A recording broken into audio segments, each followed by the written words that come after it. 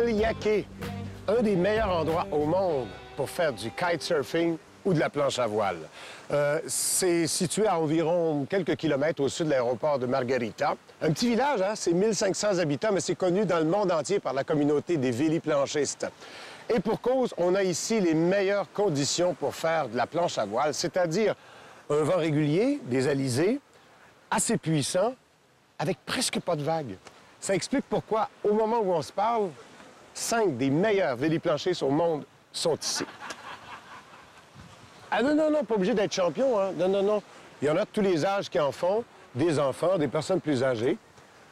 Et non, je n'essayerai pas. Sur la plage, les amateurs trouveront tous les services essentiels. Boutique de vêtements et accessoires, atelier de réparation, boutique de location. Comptez environ une vingtaine de dollars de l'heure ou une soixantaine de dollars par jour pour une planche avec harnais et veste de sécurité. Même s'il s'y tient des compétitions internationales, c'est l'endroit idéal pour apprendre en planche ou en kitesurf.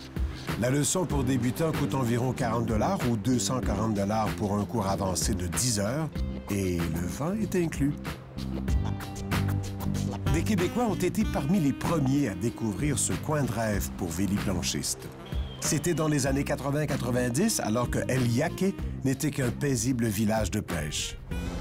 Wow, la belle journée pour faire de la planche à voile. Oui, absolument. J'étais avec une grande voile. J'étais obligé de prendre une voile plus petite au milieu de l'après-midi. Je l'avais vraiment plein les bras. Parce qu'il y avait trop de vent? Absolument. J'ai réduit à une 5,6 mètres. Mario, c'est pas la première fois que tu fais de la planche à voile ici, hein? Non, je suis venu dans les années 90, 91, 92 faire de la planche avec des gens qui ont développé le site ici. Ah oui? C'est-à-dire Jean Prescott, Darcy Warnett et Michel Cousineau du Windsurfing Club Sharks, qui étaient liés directement avec la boutique de Montréal, la boutique Sharks de Montréal. Les gars ont fait vraiment un travail exceptionnel. Des pionniers. Des pionniers. Ils sont arrivés à El Yaqui, il y avait un hôtel seulement, avec un restaurant.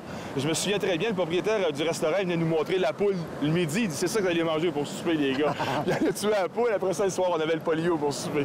C'était vraiment, c'était très rustique. Alors, ce qui fait la beauté de la place ici pour les gens de planche à voile, c'est la régularité du vent, la force du vent. Les alizés, mon ami. Ouais. Les alizés sont exceptionnels. Tu pas encore essayé le kitesurf, c'est tellement magnifique. Hein? Il y en a autour, là, aujourd'hui, c'est magnifique. T'as pas essayé ça encore? Non, pas encore, mais je commence à y songer. Les plus jeunes viennent me voir et disent, hey, le vieux, pour lâche la planche puis viens faire un tour en quête.